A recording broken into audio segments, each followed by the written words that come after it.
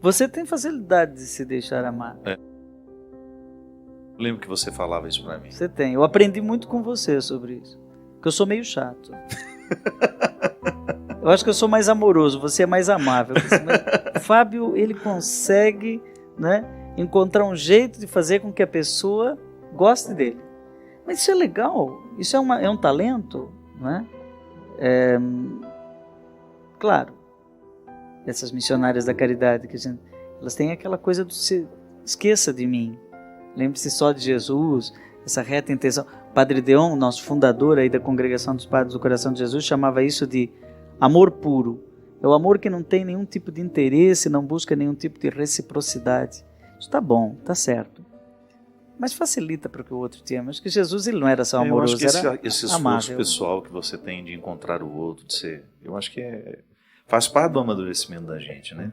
Eu acho que a gente não pode ficar apenas de um lado da história. Eu preciso ser amável e eu preciso amar também. E você tem toda a razão. Quando a gente encontra pessoas que têm mais facilidade que nós, ou elas vão nos incomodar muito, ou elas vão nos despertar para a gente também fazer o mesmo projeto de vida, né? Eu particularmente penso que o outro funciona muito assim. Esse amor que a gente precisa experimentar, o amor próprio, depois a capacidade que eu tenho de amar quem está do meu lado, de ir amadurecendo. Eu acho que as etapas do amor, eu ir vencendo os meus egoísmos e identificar que eu vou adentrando um contexto de muita gratuidade.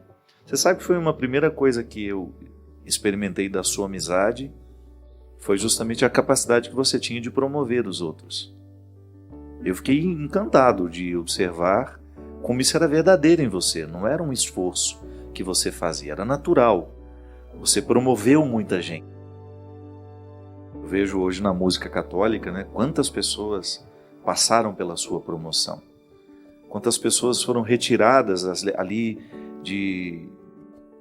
Poderiam estar, claro, o talento poderia florescer em algum momento, mas você foi na hora e colheu o fruto. E eu fiquei muito, na época, muito sensibilizado com a capacidade que você tinha de promover os que você encontrava pelo caminho. Eu acho que isso é uma graça. E eu quis aprender isso também. Eu quis aprender, porque eu acho que isso é louvável numa pessoa. Às vezes eu estou no supermercado e eu vejo uma pessoa, uma jovem, e o meu olho bate assim, eu pensei, essa seria uma atriz. Você seria um bom caça-talentos, né? Eu teria. Eu sou. Eu descobri muita gente. Você não fez isso de profissão. Fala. Mas não, de profissão não. Mas o problema é que também às vezes não tenho talento. E eu tenho que dizer. E eu aprendi a dizer isso também, sim, que não dá. Você é muito verdadeiro. Você não nasceu em Santa Catarina à toa, né? O catarinense não tem meia. Não, é verdade. Às vezes não dá e a pessoa fica malhando em ferro frio, tentando fazer aquilo e não é do ramo. Então alguém tem que chegar para a pessoa e dizer, olha, talvez seja uma outra coisa, né? Mas tem gente que não percebe que tem um grande talento escondido dentro dele e alguém tem que ser o saca-rolha, tirar aquilo de dentro da pessoa. E realmente... Você teve alguém assim na sua vida, João? Que lhe ensinou isso? O Léo. Fábio, praticamente todas as coisas... Eu faço muitas coisas diferentes, você me conhece. Mas esses dias eu estava fazendo uma revisão de vida, tudo passou pelo Léo. Tudo. O primeiro retiro que eu preguei, primeira vez que eu ouvi falar de renovação carismática foi com o Léo. Ele não conseguiu converter ninguém no noviciado, mas me mostrou o que era a experiência da vida segundo o Espírito na renovação carismática, que foi uma grande bênção na minha vida, sempre. Quando meu pai faleceu, foi ele que me levou para a primeira viagem de avião, que eu morri de medo de andar com ele na Dutra, porque ele andava muito rápido, e de andar de avião, primeira vez foi com ele. Primeiro livro, foi ele que me levou lá dentro das edições de Loyola, do antigo falecido, saudoso... Cantar em Espírito e Verdade. Não Cantar em Espírito e Verdade. Ele tinha feito um livro aqui pela editora Santuário, Contatos Imediatos e Imediatos de Frei Leão. Nunca vendeu nada. Eu lembro desse foi um fracasso. Ninguém podia imaginar que... O primeiro livro dele que vendeu foi Tocar o Senhor, né? Que foi pela Loyola com o Padre Galache. Primeiro disco. Primeira vez que eu entrei num estúdio foi com o Léo, né? E assim eu poderia te contar um monte de coisas. Eu não sabia disso. Tudo. Tem gente que pensa que foi o Padre Zezinho, não é? O Padre Zezinho é meu grande irmão, moramos juntos, brincamos e brigamos todo dia, né? Comemos o mesmo feijão e fazemos música junto, temos feito, ele está muito bem, né? Gravando agora uma opereta, um musical sobre Nossa Senhora Aparecida para os 300 anos da imagem. Muita gente pergunta como é que ele está com as doenças, AVC, está bem. Continua genial, Padre Continua Zezinho genial e genioso. Todo gênio é genioso. Genial e genioso. Essa eu não devia ter falado, né? Ninguém é talentoso. Mas eu pronto falei, né? Ninguém é talentoso impunemente. Não é? Mas desse jeito. Mas quando eu cheguei em Taubaté, o Padre Zezinho estava nos Estados Unidos, ele ficou lá um ano quase. Então eu fui estar mais próximo dele depois de um ano. E nesse um ano o Léo já me jogou para tudo que é lá, disco, livro, e eu nem era padre ainda. Então praticamente todas as coisas... eu fui 13 anos diretor da Faculdade Deoniana em Taubaté, você sabe. Eu hoje sou doutor em educação pela USP. Eu sou avaliador do Ministério da Educação para universidades. Hoje eu fui designado para uma avaliação de uma universidade. Você faz aquilo que a gente temia na época lá. Receber os eu sou esse temido. Que você vê aqui o Padre Joãozinho, conheço um coração e tal, mas tem um outro lado, né? Tem o médico e tem um monstro. Conheço bem. Mas eu devo isso ao Léo também. O Léo, ele estudou tudo isso antes de mim. E eu fui a Curitiba, ele criou um projeto de uma universidade, uma faculdade, a ISIC, em Curitiba, e eu fui lá e aprendi tudo com ele. Ele sentou comigo, ele me explicou todas as portarias do Ministério da Educação, como fazer um processo, como credenciar uma faculdade. Você acredita que eu hoje devo até o meu doutorado em educação ao Léo? Que bom, João, que bom ouvir isso. É grande... O que eu sou, eu devo a ele que acreditou em mim, em coisas que eu nem sabia que eu tinha de bom, né? A primeira canção que foi popular, que eu compunha só música erudita, né? Ele disse, não, isso não serve, faça assim e canta aqui com o meu povo. Ele me emprestou o povo dele e me explicou como fazer uma música que o povo fosse cantar, uma música pastoral. Então, eu devo muito ao Padre Léo, que me ensinou essa e outras coisas, né? A última vez que eu estive com ele falou de você. Eu me lembro, você me deu o recado. Ele gostava muito de você, rezou muito por ti.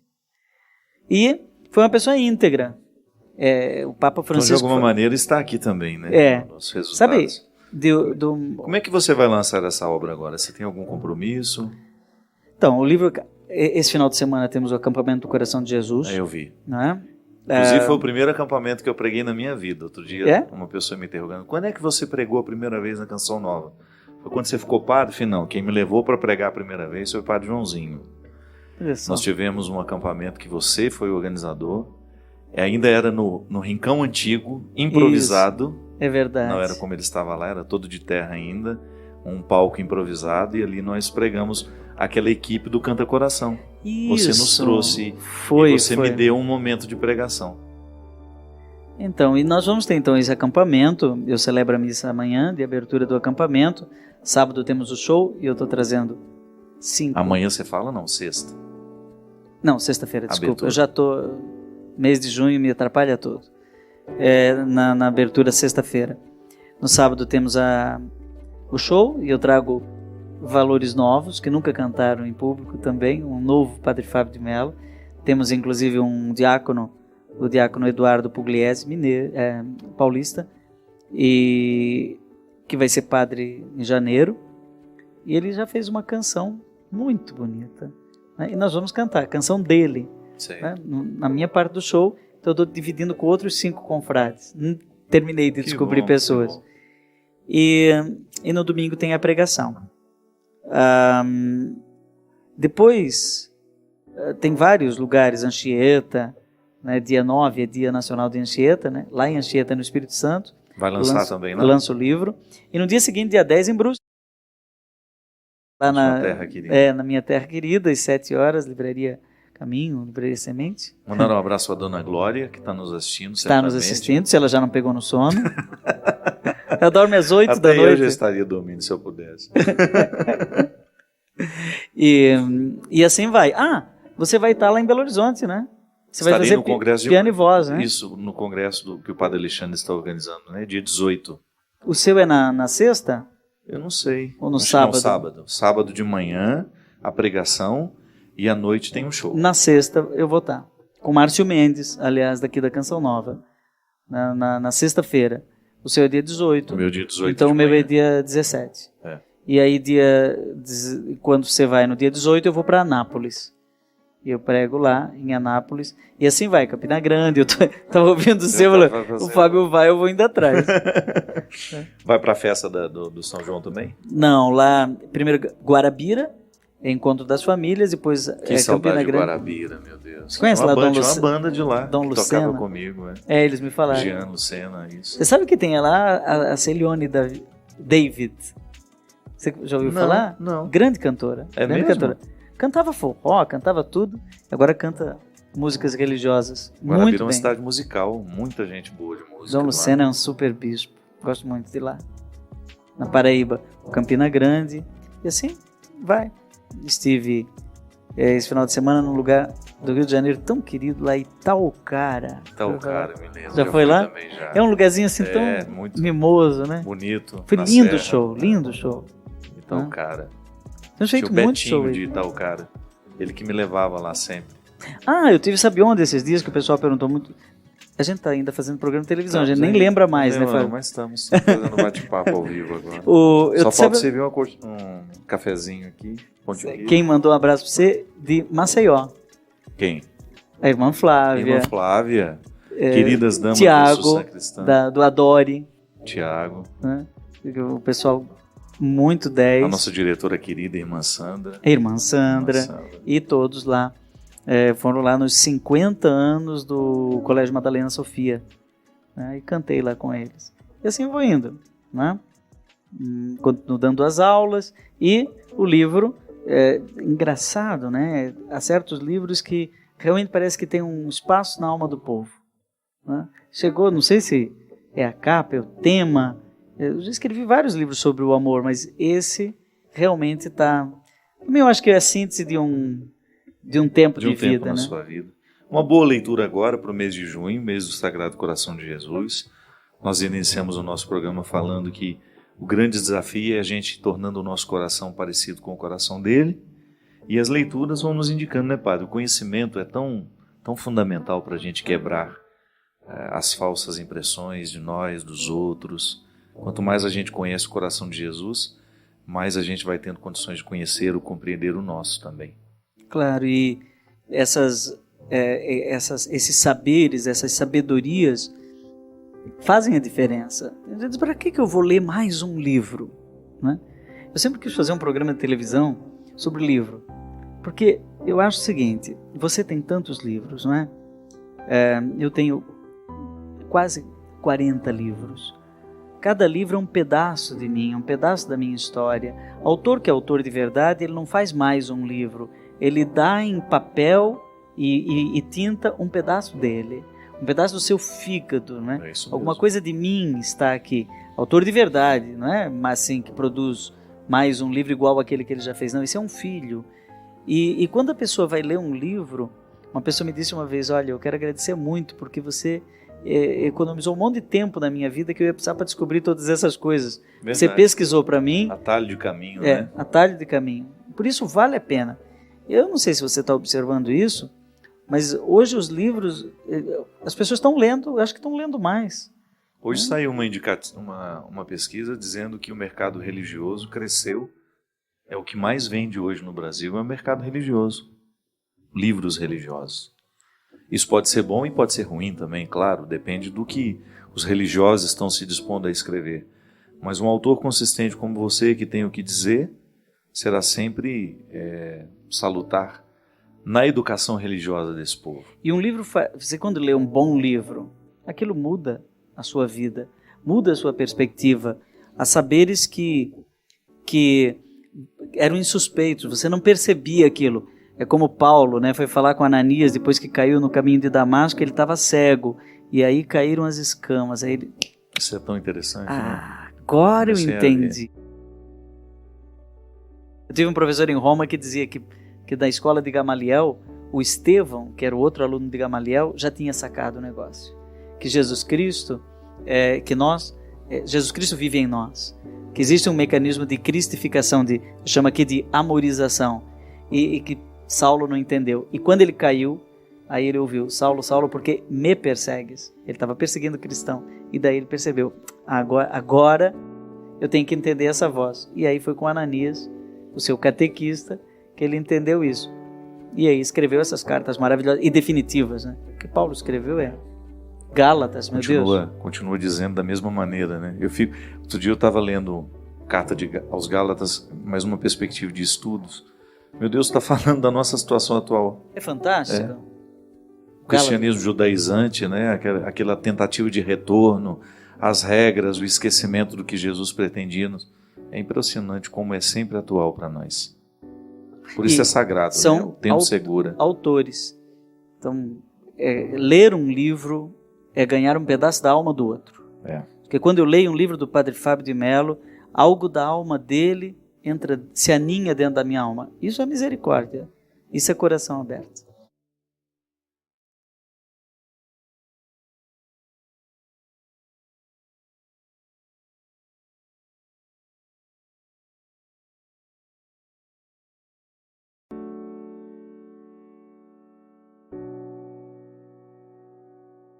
Veja bem, a igreja define como pecado mortal o pecado que tem uma gravidade maior.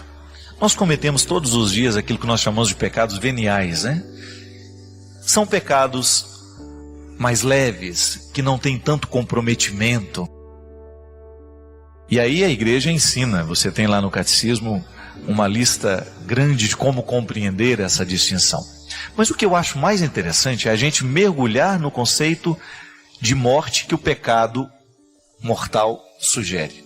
Existem algumas atitudes pecaminosas que nós vamos assumindo ao longo da nossa vida que são capazes de nos matar aos poucos. Nós podemos atentar, por exemplo, contra o nosso corpo. Isso é um pecado mortal. Atentar contra a minha vida, assim como roubar. Tudo isso pode gerar a morte física. Mas eu também posso assumir posturas no meu dia a dia que são capazes também de matar muitas coisas dentro de mim que não estão ligadas à minha vida física, não é? Um pecado pode, por exemplo, matar dentro do coração de uma pessoa a esperança. Pode matar a paz. E aí nós vamos desdobrando esse conceito de pecado mortal em todas aquelas atitudes humanas que são capazes de causar e de gerar uma destruição. Muitas vezes nós perdemos um pouco o hábito de explicar o que é o pecado, as consequências do pecado, essa distinção de pecado, né? O que é um pecado venial, o que é um pecado mortal. Agora, o mais importante é a gente descobrir que na compreensão destes pecados, nós precisamos descobrir um jeito de nos converter, isto é, deixar de permitir que aquele pecado continue me matando ou matando as pessoas que estão ao meu lado. Eu não tenho dúvida, minha gente, de que a sociedade contemporânea, do nosso dia a dia, está assumindo cada vez mais uma gama de pecados mortais e que nós estamos convivendo com esses pecados como se eles não fossem mais pecados. Nós socializamos muitas atitudes ruins, né? Nós nos acostumamos a estas coisas ruins. E nós nos acostumamos a este processo de morte que essas atitudes vão trazendo na nossa vida. Um exemplo disso são os vícios que estão socializados. Nós convivemos todos os dias com o álcool. Será que a gente não poderia hoje pensar que o vício do álcool é um pecado mortal? Eu considero. Por quê? Ele gera, primeiro, a destruição de uma saúde, de uma pessoa que está destruindo a sua saúde através do álcool.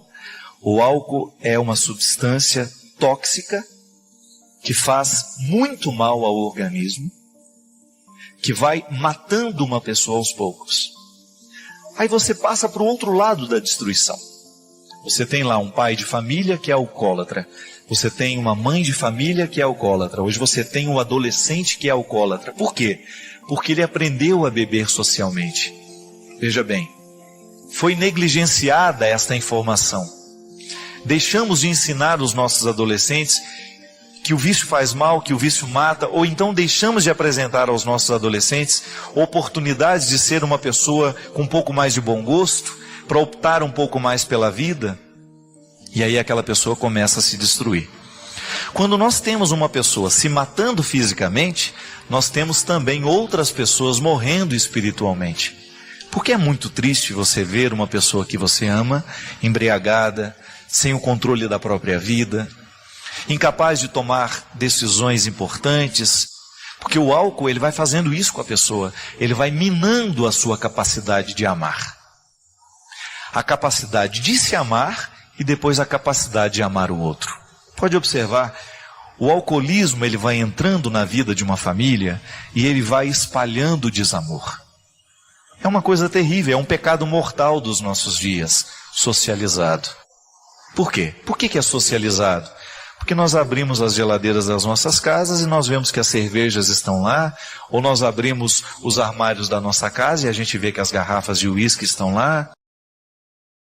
É o diabo silencioso, né? Mas de vez em quando ele fala quando nós abrimos aquelas tampas, quando nós servimos os nossos copos. Porque pode até num primeiro momento, minha gente, ser socialmente falando, eu estou bebendo socialmente, só que depois a gente vai perdendo o controle disso. E aí nós vamos destruindo as estruturas da nossa casa. E hoje é alarmante, se você vai ver aí o índice de adolescentes que já estão viciados no álcool. De jovens que estão com as vidas destruídas por causa do álcool. Nós não temos o direito mais de ficar calado diante de uma situação dessa. E você tem toda a razão quando você fala que na sua época você escutava falar sobre isso. É verdade. São os males que estão crescendo nos nossos dias e que nós estamos ficando calados para eles. Veja bem o cigarro, né? O cigarro é outro pecado mortal. Porque é um vício que destrói a saúde de quem fuma, a saúde de quem está do lado. Os vícios são pecados mortais. A mentira, não essa mentirinha do dia a dia, que isso também é horrível, mas a calúnia. Muitas vezes nós podemos destruir uma pessoa por causa de uma calúnia. Nós já falamos sobre isso aqui, neste mundo globalizado, né, de internet, onde uma notícia, muitas vezes dita por uma pessoa irresponsável, cai na rede. Aquela pessoa é vítima do que não disse e que o outro disse que ela disse. É uma coisa terrível. O mal está presente. Muita gente está fazendo a opção pelo mal, está usando da internet para poder socializar o que é ruim. Nós vamos pecar com essas pessoas no momento em que a gente encaminha aquela mensagem, no momento em que nós também ajudamos a fofoca a criar corpo. São comportamentos. Muitas vezes nós temos um apego possessivo pelo outro, né? Nós temos uma relação de apego que é um pecado mortal. Por quê? Porque nós geramos morte na vida da pessoa. Nós não permitimos que ela seja melhor. Nós amarramos aquela pessoa em nós. Então o pecado mortal ele pode ter muitas faces.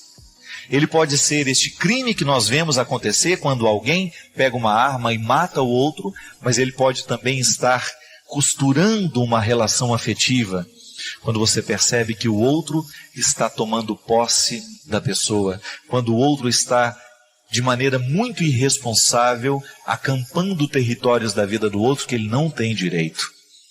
É pecado mortal quando um pai negligencia a responsabilidade de educar um filho. É pecado mortal quando uma mãe deixa que o filho faça o que quer, porque não quer ter problemas, não quer choro na cabeça. Então são muitos os pecados que são mortais na nossa vida. Basta a gente pensar, aquele gesto, aquela atitude gerou morte em mim, gerou morte no outro. Aquela atitude teve uma repercussão muito negativa. O que eu fiz feriu, o que eu fiz machucou. E aí nós vamos ter todo o contexto do pecado mortal diante dos nossos olhos. Os que nós já estamos acostumados a saber que são mortais e aqueles com os quais nós convivemos e socializamos na nossa vida. Porque às vezes a gente fica olhando para o Evangelho de maneira muito apaixonada, muito romântica, e a gente não percebe a crueza que é a proposta do Evangelho. É duro. Costumo dizer que seguir Jesus não é moleza, não. Acreditar nas suas verdades requer muita coragem.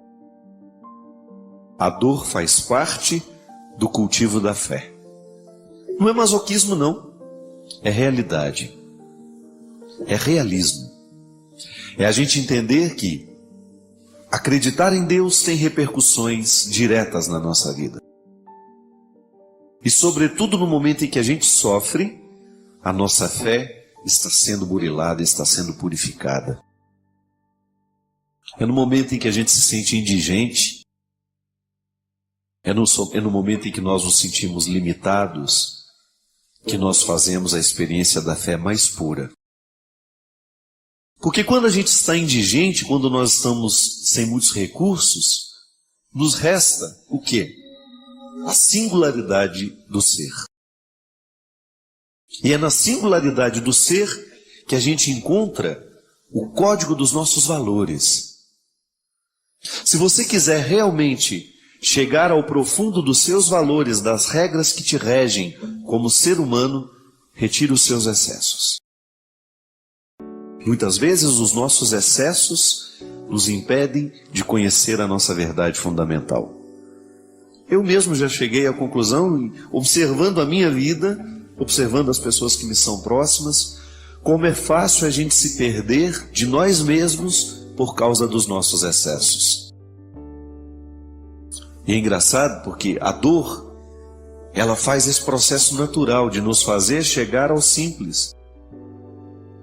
Pode até num primeiro momento a gente relutar, a gente não querer, mas se a gente vive o processo natural da dor, ela nos encaminha para um território onde tem que prevalecer a simplicidade.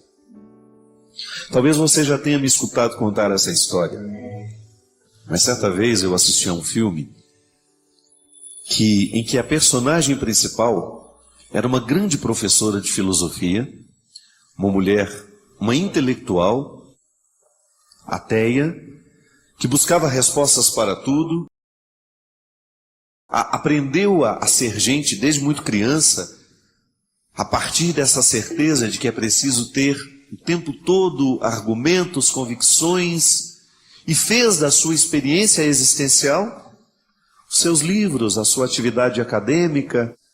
E não é nenhum problema isso, desde que você faça o equilíbrio o tempo todo com a simplicidade e com a sabedoria, né?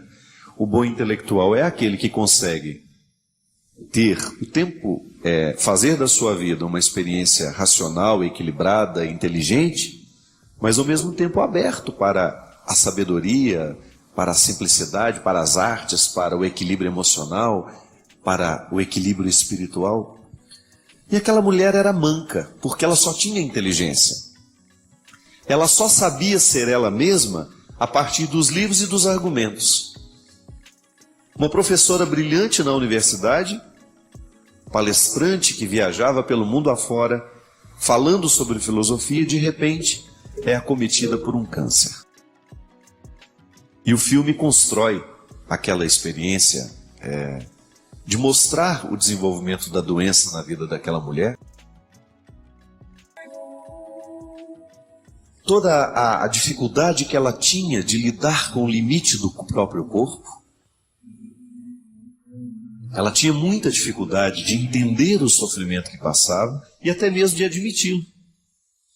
Então, toda vez que os enfermeiros ou que os médicos entravam no quarto para fazer os procedimentos normais de quem está vivendo a quimioterapia, a luta contra o câncer, encontrava sempre aquela mulher cheia de livros em cima da cama, e ela tinha uma postura tão arrogante com os médicos e enfermeiros, que muitas vezes ela não parava de fazer a leitura para que eles pudessem fazer os procedimentos de colocar, de pegar uma veia, de aplicar uma injeção. E quando ela já estava muito debilitada, há uma cena muito forte no filme, em que o enfermeiro entra e tenta fazer uma coleta de sangue dela, e ela com aquele livro dela na mão, mostrando-se, né, ainda arrogante naquele contexto, sem admitir aquele sofrimento como uma possibilidade de crescimento.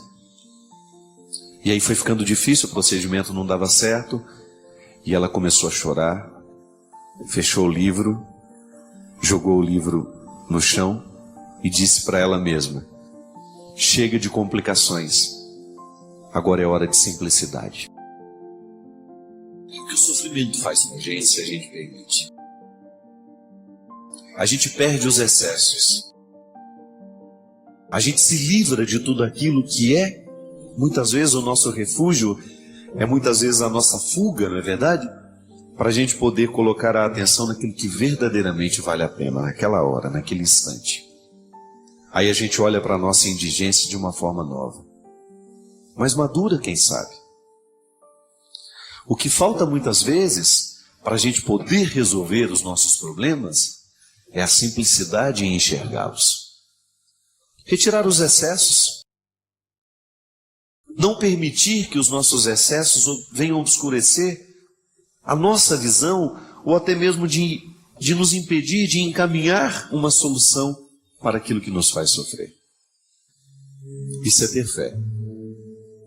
É a gente acreditar que Deus está ao nosso lado no momento da nossa luta, no momento da nossa dor, e que, portanto, a gente tem o direito de ser simples. Quem traz no coração a certeza de que Deus é com ele, tem mais facilidade de adentrar esse território da simplicidade. Porque não se sente sozinho sendo simples. Muitas vezes nós não queremos ser simples, nós preferimos as coisas complexas, é com medo da gente se sentir só. É aquela doce ilusão de que as nossas paredes nos acompanham, que os nossos livros nos acompanham, que as nossas realidades podem vir dar suporte a essa orfandade que todo mundo um dia experimenta no momento da dor, no momento do sofrimento. Eu desejo que você, nas suas lutas, você tenha sempre o direito e a possibilidade de retirar os seus excessos, para você ter diante dos seus olhos a sua verdade fundamental, sem exageros, só você. E a partir disso, você reencontrar o caminho da vida. Obrigado pelo seu carinho, pela sua atenção, e que Deus abençoe muito você. Que Deus derrame sobre o seu coração, sobre a sua casa, sobre a sua vida, a disposição que caracterizou o coração de Nossa Senhora, para que, exemplo dela, a gente também possa ser um cristão de verdade, levando sempre Jesus no colo, para apresentá-lo àqueles que ainda não o conhecem. Derrame sobre nós a bênção do Deus Todo-Poderoso, Pai, Filho e Espírito Santo.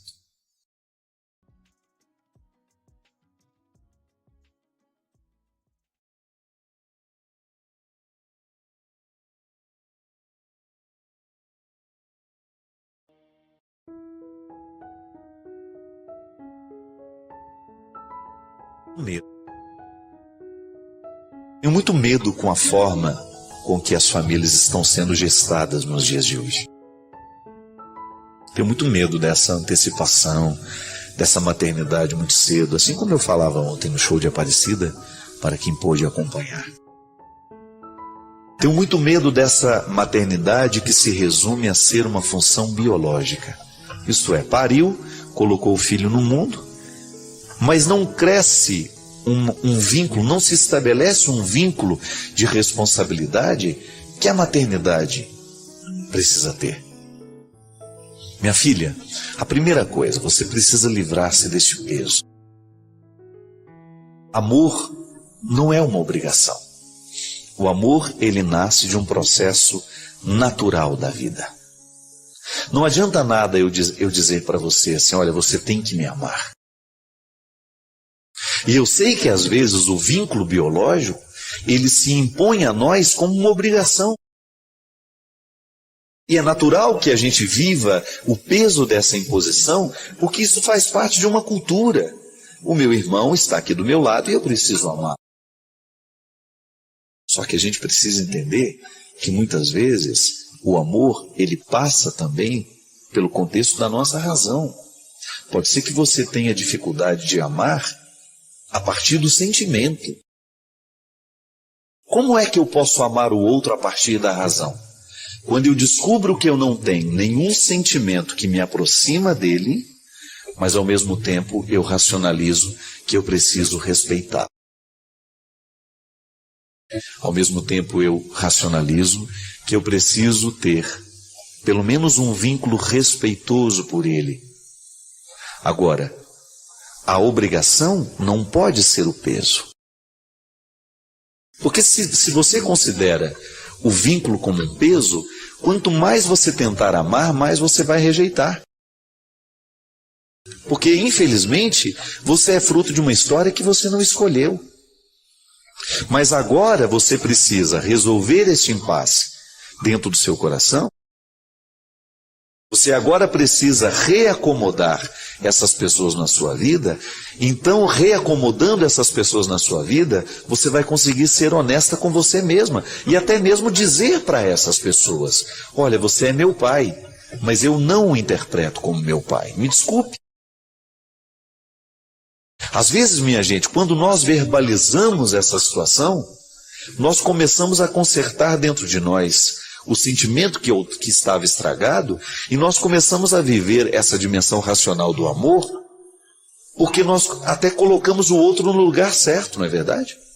Por mais doloroso que seja, às vezes o outro precisa escutar isso de nós. Olha, nós temos uma obrigação biológica, mas se a gente não fizer esta obrigação ter um colorido a mais, isto é, se a gente não partir para a construção de um vínculo que seja superior a esta obrigação, a gente vai correr o risco de ficar a vida inteira ao lado um do outro, vivendo uma obrigação que não realiza, que não faz crescer, e que com o tempo pode virar desrespeito. Por isso que eu digo que é importante a gente ter coragem de reconhecer. Muito difícil. Eu me recordo que vivi durante muito tempo um conflito muito grande em não ser capaz de reconhecer o mal que muitas vezes a formação da minha mãe me causava. Pode parecer agressivo isso, não é verdade? A gente dizer que na formação que a nossa mãe nos deu existem defeitos sérios. Porque mãe é sagrado. A gente considera uma realidade sagrada. E porque é sagrado, a gente não tem coragem de reconhecer o que é frágil. Só que isso não é uma verdade. É sagrado? É. Mas nós temos o direito de reconhecer aquilo que a nossa mãe nos legou, nos deixou e que nós não queremos levar conosco. São aqueles aspectos da personalidade que você acabou tendo que assimilar porque era sua mãe, que você não teve coragem de reconhecer para você mesmo que aquilo era um peso, que aquilo não era um valor. Eu não sou obrigado a levar comigo os defeitos da minha mãe. E toda vez que eu me coloco diante da minha mãe, eu tenho que ter uma clareza para reconhecer o que dela está em mim, que é um peso que não vale a pena ser levado. Aí eu fico com a melhor parte. Na vida a gente tem que ter essa coragem de fazer essa triagem do que o outro está nos herdando. Porque muitas vezes nós levamos conosco um peso hereditário que nos impede, que nos priva da felicidade. É igual conflito em família, minha gente. Todo mundo tem dificuldade familiar. Mas essas dificuldades ficam ainda maiores quando nós não sabemos dividir os pesos e dizer: olha, esse peso é seu, eu não tenho obrigação de levá-lo para você. Não é verdade? Quando você é capaz de reconhecer os fardos que o outro está colocando sobre você, que ele não tem o direito de colocar.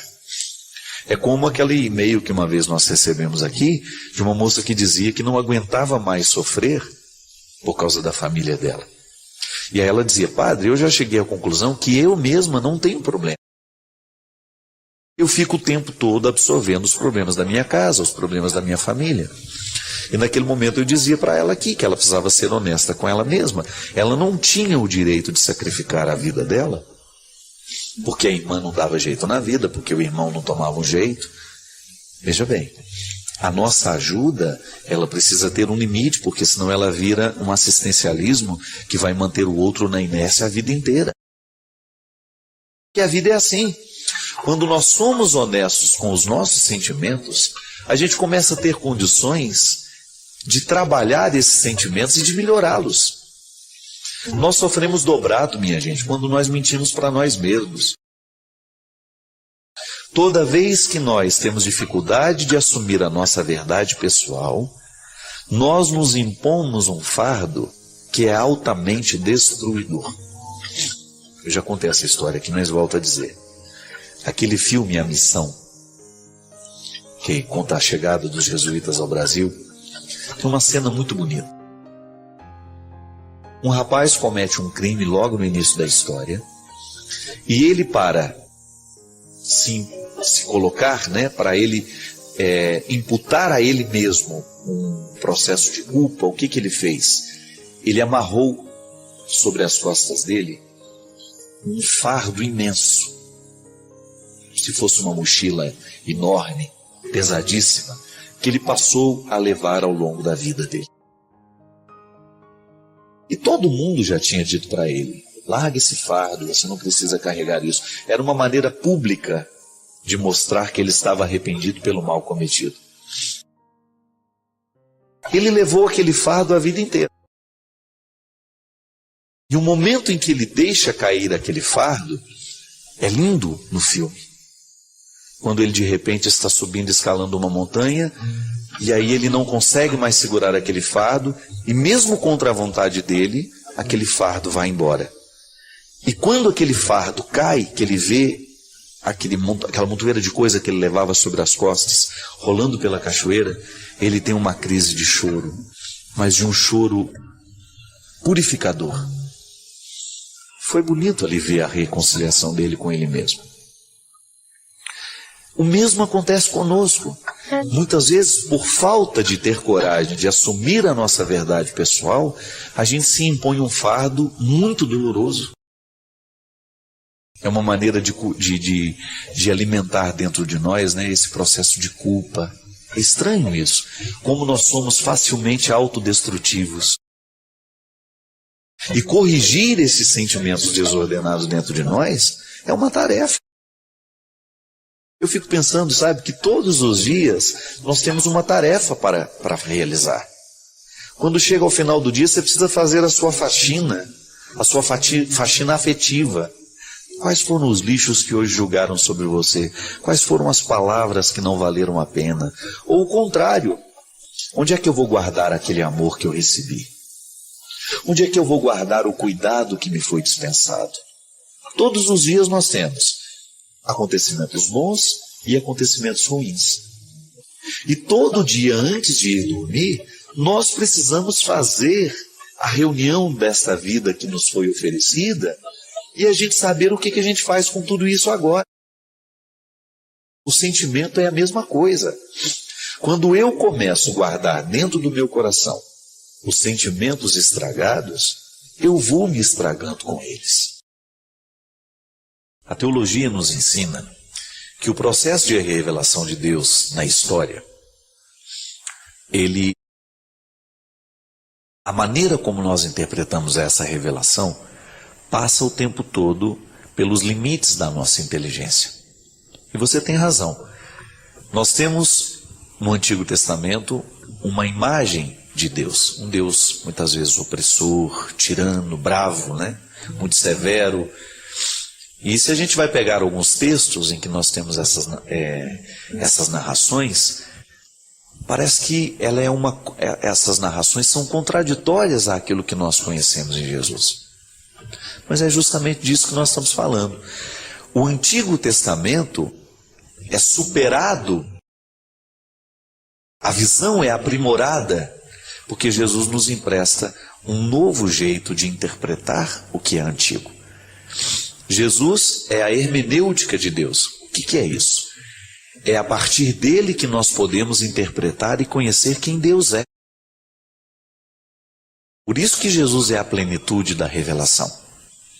Tudo aquilo que a inteligência humana pôde saber sobre Deus, até o evento Jesus, foi amplamente superado com aquilo que Jesus ensinou. Então veja bem, a inteligência humana, e aí você pega o contexto do judaísmo, né, que é a religião onde Jesus nasceu, tinha uma compreensão de Deus a partir daqueles moldes do Antigo Testamento. E aí você tem ali narrações, discursos, você tem os salmos, sobretudo os salmos. Nos salmos a gente vê um Deus de batalha, um Deus que vai à frente para brigar, para lutar, que é capaz de matar os seus inimigos. Eu tinha um professor de teologia que ele até dizia assim, olha, se a gente, quando eu preciso rezar esses salmos, eu não consigo entrar num clima de oração porque esses salmos me mostram um Deus muito perverso. Mas veja bem, a palavra de Deus, ela está sempre contextualizada no tempo. Ela servia para a compreensão de Deus, a partir daquelas inteligências, daquelas mentalidades. Quando vem Jesus e nos apresenta este Deus terno, este Deus amoroso, não significa que nós vamos jogar fora a Sagrada Escritura antiga e dizer que ela estava errada. Não, nós vamos reconhecer nela o processo através do qual Deus foi se manifestando no mundo. Nós vamos descobrindo a maneira como Deus foi entrando na história, como ele foi sendo revelado, como ele foi acontecendo no tempo e como é que ele chegou ao nosso coração hoje. E nós, de alguma maneira, temos dentro de nós o Antigo e o Novo Testamento sintetizados. Mas muitos de nós ainda foram evangelizados a partir da visão de um Deus cruel, de um Deus vingativo, de um Deus que vigia os erros humanos para poder castigar. As experiências de Deus são diversas. Por quê? Porque Deus depende da nossa inteligência para agir. Não é assim? Ele passa o tempo todo pelos meus significados humanos. E é por isso que a conversão, minha gente, é também um processo de modificação das minhas interpretações. Eu começo a modificar o meu jeito de interpretar as coisas, as situações, as realidades. Por isso que é mudança de mentalidade. Eu sou filho do Novo Testamento. Graças a Deus, as primeiras notícias que eu tive sobre Deus é que Ele me amava. Eu me recordo como se fosse hoje, da minha mãe dizendo isso para mim. Meu filho, Deus ama você. Pode ser que você não tenha tido uma experiência semelhante à minha. Pode ser que você tenha tido a experiência de um Deus vigilante, que ficava o tempo todo olhando para o seu pecado, para aquilo que você estava fazendo de errado. Veja bem, na nossa vida a síntese é sempre interessante. Eu preciso compreender a misericórdia de Deus, mas não posso esquecer do conceito de justiça. Deus é justo. Deus me ama, mas Ele é justo. Significa que quando eu erro, Ele vai agir segundo a sua justiça. Ele me perdoa, mas eu preciso assumir as consequências humanas dos meus erros. Está vendo como Antigo e Novo Testamento podem ser reconciliados numa mesma visão? Seria uma ingenuidade da nossa parte pensar, Deus me ama, então eu não vou precisar assumir as consequências dos meus erros, porque já que Ele me ama, Ele vai assumir os meus erros por mim. Não é assim? Errado. Trazer o Novo Testamento e o Antigo para essa síntese pessoal significa, eu sou filho da misericórdia, mas eu sei que Deus é justo. Por outro lado, eu não tenho o direito de ficar ancorado no Antigo Testamento, anunciando o tempo todo a ira de Deus, né? E às vezes a gente escuta pregações assim. Deus está sempre irritado na palavra daquele padre ou na palavra daquele pastor, daquele líder religioso. Não temos o direito de mostrar apenas a ira de Deus, que nesse caso aqui, Jesus traduz como justiça. Deus é justo. E Jesus tinha atitudes que demonstravam essa sua capacidade de sintetizar o Novo e o Antigo Testamento. Veja bem, o mesmo Jesus que perdoava pecados, que abraçava os pecadores e que ia tomar um café com eles, é o mesmo Jesus que chicoteava os vendilhões do templo. Então em Jesus está sintetizado isso. E nós precisamos sintetizar também, porque a verdadeira experiência de fé, ela tem que nos equilibrar a partir do princípio de justiça e do princípio de amor. Porque senão, nós vamos ficar o tempo todo balançando ora lá, ora cá. E esse balanço não é salutar na nossa vida. Você precisa acreditar na misericórdia de Deus. É direito seu acreditar que Deus lhe ama, que Deus lhe quer bem, que Deus perdoa o seu pecado. Mas Ele é justo. Então é obrigação sua, é obrigação minha, que a gente tenha cada vez mais clareza de como devemos viver a nossa vida. O que precisamos escolher? O que precisamos jogar fora? Recolher o joio do trigo. Retirar. Não permitir que o ruim prevaleça. Não permitir que as coisas ruins fiquem semeadas nos canteiros da nossa vida. Aí sim, nós estamos equilibrando. O Deus justo do Antigo Testamento, que naquele momento está descrito a partir de uma linguagem bélica, de uma linguagem de guerra, e que nos assusta, porque nós estamos acostumados com a palavra de Jesus. De repente eu vou para o Antigo Testamento e vejo histórias de um Deus que massacra os seus inimigos. Como é que eu posso acreditar que este Deus massacra os seus inimigos, se na palavra de Jesus ele está dizendo o contrário sobre Deus? A palavra de Jesus diz que nós devemos amar os nossos inimigos. Mas aí você fala, mas no Antigo Testamento Deus matava os seus inimigos. Veja bem, o que mudou foi a compreensão. A história foi amadurecendo a própria visão de Deus, sobre Deus. E aí a gente foi descobrindo que Deus é amor. Aí a gente chega nessa declaração joanina, Deus é amor. Mas porque Ele nos ama, Ele é justo conosco. Toda vez que alguém nos ama, tem que ser justo conosco. Nos deixando assumir os erros que a gente cometeu, vivendo as consequências, mas estando do nosso lado para nos acolher e para nos dar condições de não errar tanto mais. É assim que funciona, minha filha.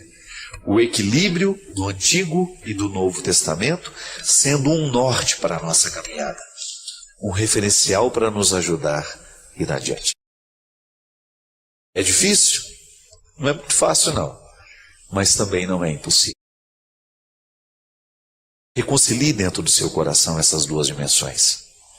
Um Deus que te ama, mas ao mesmo tempo um Deus que é justo. Isso só vai lhe amadurecer. Reconciliar essas duas dimensões de Deus na sua vida vai lhe transformar aos poucos num ser humano cada vez mais maduro, pronto para viver e experimentar esse amor de Deus na sua vida, mas ao mesmo tempo colocando os pés na história e vivendo com responsabilidade o seu papel aqui.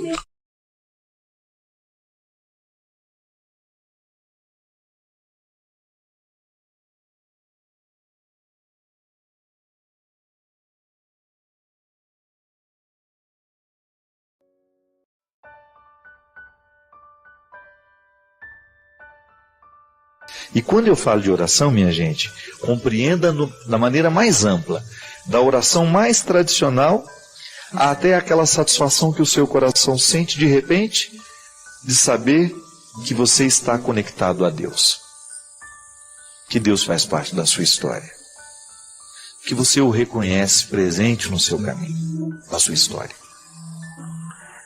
Tudo isso é orar. Viver pode ser uma oração. Desde que você amanheça o dia e se disponha a viver bem, a fazer bem às pessoas que você vai encontrar, a não ser um peso para o outro, a ajudar o mundo a ser melhor, tudo isso é rezar. Aí veja bem, a nossa oração também tem duas dimensões. Aquela reverência a Deus, eu reconheço Deus como meu Salvador, meu Senhor, a Ele presto louvor, culto. Mas quando me encontro com as pessoas, eu preciso também recordar que o louvor que agrada a Deus é o amor que eu amo, é o perdão que eu concedo, o abraço que eu dou, não é assim? Não é nenhum problema a gente errar um com o outro. Às vezes a gente erra, mas é tão nobre a gente reconhecer, olha, me desculpa, me perdoa. Isso é orar.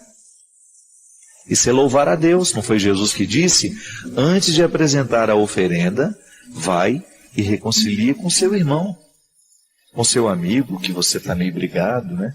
Com aquele que você já não fala há tanto tempo, com aquele que você guardou rancor, ódio, ressentimento. Porque a vida sempre vai nos oferecer esses dois pilares. É a transcendência e a imanência de Deus. Eu posso elevar os braços para o céu, louvar a Deus, mas eu preciso saber que meus pés continuam presos nesse chão. Não é? A cruz tem a dimensão vertical, mas ela também tem a dimensão horizontal. Se você olhar para o lugar em que Jesus foi crucificado, lá você tem fé no homem, fé em Deus. Um traço nos aponta para o céu, onde nós permitimos que o nosso coração vá sempre, que ele transcenda, que ele saia, né, que ele voe longe, que ele busque a eternidade, mas por outro lado existe um outro traço nos mantendo no horizonte da história. A cruz é essa metáfora. Entre Deus e a humanidade há um ponto de união.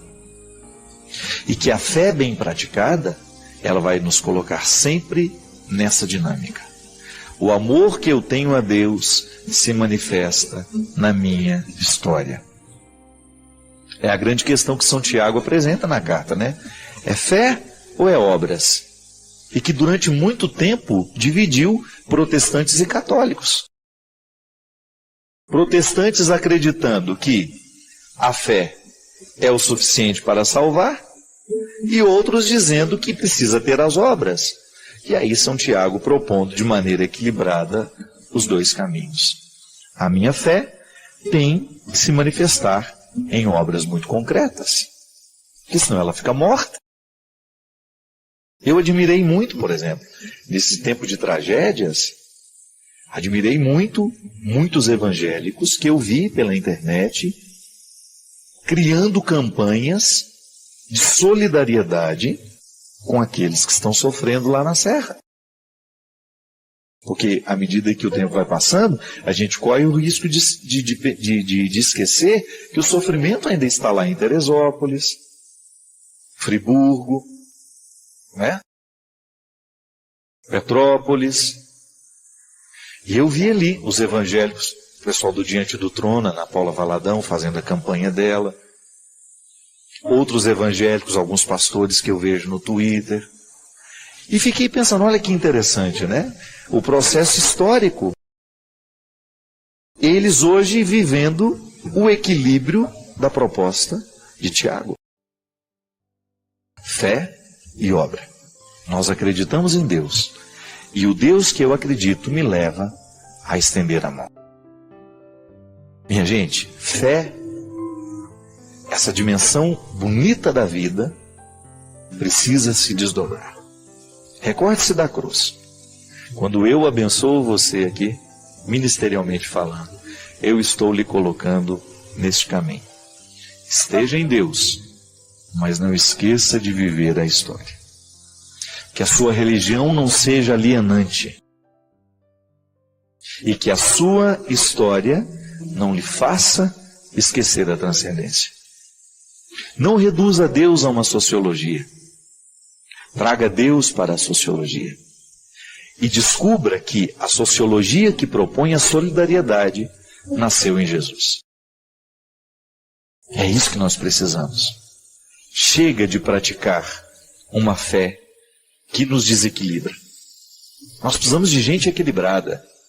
Você sabe que cada vez mais eu me convenço. O grande testemunho que nós podemos dar àqueles que não creem é o nosso equilíbrio. É a gente mostrar com a nossa vida que nós somos homens e mulheres de reflexão, que nós somos homens e mulheres de bom senso e que a religião fez bem ao nosso coração. Somos loucos por Deus, mas aqui a gente está mantendo um equilíbrio de sanidade. Que a nossa experiência de Deus está nos ajudando a viver neste tempo, apontando para a eternidade, mas fazendo com que essa história seja melhor a cada dia. Assim como o deputado federal hoje deu uma lição de cidadania, hoje ou ontem, não sei, um deputado jovem de Brasília, que eu não me recordo o nome dele, ele renunciando a vários direitos para economizar os cofres públicos. É assim. Quando eu, na minha atitude, na minha postura, posso fazer o mundo ser melhor. O Deus que move o meu coração, o Deus que gera a minha fé, que Ele me entrega o tempo todo como um dom, Ele me leva a ter atitudes, gestos que possam mostrar ao outro que eu acredito. Isso convence. A atitude, ela convence. Quando as pessoas olharem para nós e descobrirem que nós estamos comprometidos com a verdade, com a justiça, com o amor, com a misericórdia, porque nós acreditamos em Jesus. Padre Fábio, o mal é onipresente? Por que ele se propaga tanto? Veja bem, como é que o mal pode ser onipresente? À medida em que ele tem legítimos representantes, não é verdade? A partir do momento em que ele é representado por pessoas esparramadas por este mundo. Eu sempre digo, minha gente, volto a dizer, o que é a estrutura maligna no mundo? O mal existe enquanto processo de sedução. Essa afirmação do demônio, do diabo, nós já falamos muitas vezes sobre isso aqui. O que é o diabo? É aquele que divide, é aquele que separa, é aquele que quebra. A estrutura diabólica é aquela que quebra o ser humano, que desintegra os valores humanos, que prejudica o andamento da vida. É aquele que vai atarracando, que vai segurando o processo do humano. Essa experiência de estar em todos os lugares é porque alguém está legitimando a presença do mal naquele momento. Hoje, por exemplo, você teve a oportunidade de ser bom e de ser mal. Você pôde passar pelo processo de escolher. A vida aconteceu na sua história, hoje a vida aconteceu em você, e você teve a possibilidade de escolher se você iria agir com bondade ou com maldade. Se você escolheu agir com bondade, o mal não foi presente na sua vida. Você deixou de legitimar a presença do mal e, ao contrário, legitimou a presença do bem na sua atitude. Agora, se naquele momento a sua fraqueza prevaleceu sobre você e a opção pelo mal aconteceu, você legitimou a presença do mal no mundo. É assim que o diabo vence, quando o humano cede. Quando o ser humano cede à sedução do diabo, à sedução do demônio, que é essa metáfora, que é muito mais do que uma pessoa, né? É tudo aquilo que ela consegue conquistar, é tudo aquilo que ela consegue esparramar pelo mundo. Então, de fato, o mal consegue ser onipresente, porque se ele consegue legitimar representantes em diversos lugares do mundo, ele está agindo, então, através das mais diversas situações. O sequestro é uma das mais terríveis espécies de violência no mundo de hoje. Se você já passou pela experiência de ter um amigo sequestrado, de ter uma pessoa da sua casa sequestrada, você sabe muito bem. Ou então, se você passou pela experiência do sequestro, você sabe muito bem. O que é o sequestro? É uma presença do mal agindo pela força de pessoas. É o total desrespeito à humanidade daquela pessoa que está sendo rendida, daquela pessoa que está colocada em cativeiro. Da mesma forma como o assassinato é uma legitimação da presença do mal no mundo, da mesma forma como o roubo. Gente, e este mal, ele tem proporções. O diabo vence em grandes coisas e o diabo vence em pequenas coisas. É a gente que escolhe se ele vai vencer ou se ele vai perder. O cristianismo é sempre uma proposta de fazer vencer o bem. O cristianismo é sempre uma proposta de fazer prevalecer no mundo aquilo que é bom, aquilo que provoca o bem na pessoa. Quando nós temos a opção, a possibilidade de escolher, você tem diante de você dois comportamentos, ali está a possibilidade de você fazer vencer a Deus ou fazer vencer o diabo. Basta você escolher bem. Assim como o Deus é onipresente. Deus é onipresente e a sua força move todos os corações. Mas os corações escolhem se vão deixar serem movidos ou não. Quando eu passo pelo processo de escolher por Deus, então Deus está presente no mundo através de mim. Se você se convence disso também, Deus está presente no mundo através de você. E aí nós vamos esparramando bem pelo mundo, pela vida. É tão bonito isso. A gente descobrir que no nosso comportamento, na nossa atitude, há um espaço para Deus agir. E é também lamentável a gente pensar que no momento em que nós agimos, pode ser que ali o diabo esteja legitimando a sua presença no mundo através de nós. Cada vez mais eu me convenço que o cristianismo acontece nas pequenas coisas. É lamentável que durante muito tempo nós padres tenhamos nos omitido muito nesse discurso, né? Quando a gente se limitou a pregar sobre algumas coisas e a gente deixou de mostrar o quanto que a nossa atitude é responsável por fazer o universo caminhar bem. Esse grande problema que nós temos hoje, os problemas ecológicos, esse caos que o universo está vivendo, os riscos que a humanidade correrá num futuro muito breve, é tudo fruto desta opção que a gente fez pelas coisas erradas. No momento em que eu jogo um lixo no rio, eu estou me esquivando de uma responsabilidade, eu estou provocando o mal no mundo naquele pequeno lixo que eu jogo no rio. Nós não temos mais como negar isso. O evangelho tem que passar nisso, tem que passar por isso.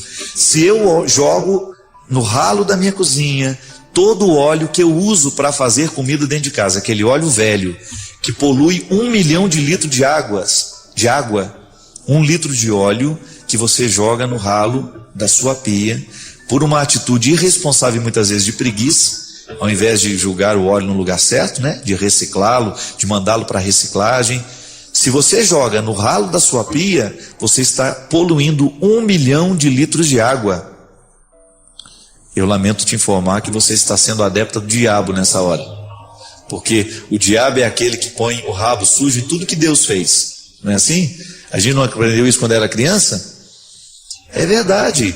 Toda vez que eu ajo de maneira irresponsável contra a casa que eu moro, que é o universo, eu estou fazendo o contrário, o processo contrário da criação. Eu estou destruindo. E destruir é atitude má. Não tem como negar isso não, viu, gente? Na vida é muito simples essa regra. O que é bom, o que é mal é mal. Há realidades que são intrinsecamente más. Há realidades que são intrinsecamente boas. Não tem como você negar. E julgar um óleo sujo que você já usou, que você não serve mais, dentro da pia porque você está com preguiça de reciclar, é um jeito que você tem de estragar o mundo que você vive. Pronto. O mal está presente no mundo nas nossas atitudes. O mal está presente no mundo naquilo que a gente escolhe. Não tem como você fugir dessa responsabilidade. A desonestidade do mundo cresce na sua pequena desonestidade, na minha desonestidade. Se eu jogo um lixo na rua, se eu jogo um lixo num lugar público, eu estou agindo de maneira errada. O mal está vencendo em mim. Diferente da pessoa que faz a opção pelo bem.